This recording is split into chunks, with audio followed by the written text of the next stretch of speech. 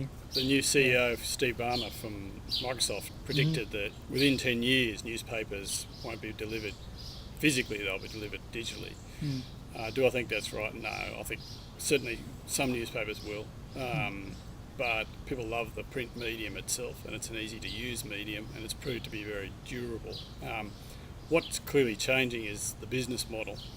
And although there's a lot of gnashing of teeth and staff layoffs, in fact I think what we're seeing is the margin, the profit margin being squashed as newspapers lose some of the revenues that they used to monopolise. Costs have become a big issue, and that's why we get a lot of noise about change in the media industry. But in fact many more people are consuming the very news that the big news organisations now produce. The test is still to be seen whether consumers will use e-paper, but there's a lot of experiments going on at the moment in that area.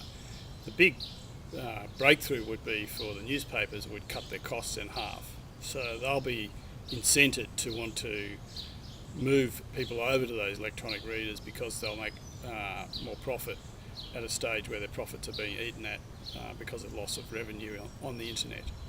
Regardless of what happens with e-paper, do you think that whether it's e-paper or print, newsprint, our newspaper is going to be printed every day, published every day?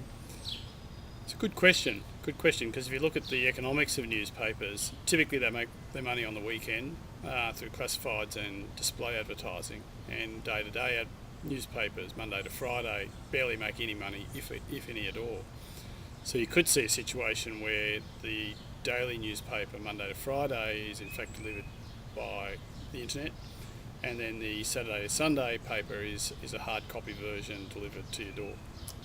I think a lot of newspapers are certainly playing with it, and they know they have to be in it. And in a sense, newspapers have got the head start over the broadcasting companies on the internet because it's much more text-based. But as broadband becomes more and more prevalent, and as video plays become better, then the quality of video really jumps, and you can see just in the last 6 months the big broadcasters have really finally bitten the bullet and said let's get into it. Newspapers are a big handicap because they don't have the production capacity nor the sort of creative concept, but it may well be they fill a different void, and that may be where YouTube and others have shown that you can actually create content that isn't necessarily in the standard broadcast mode that users will still want. Well, in fact, should newspapers actively seek not to do the standard broadcast? I mean, really try to be different in order to succeed. I agree about that, and what we've found on the internet already in terms of video is it's not necessarily your sort of standard primetime news format that works. Often we'll find it's something quirky or different, or a particular commentator that no one else got. So I think looking for shorter form, different type of video is definitely going to be the better way for newspapers, because they're just not built, they don't have the facilities to go around chasing primetime news. And if they do, they just won't do it as well.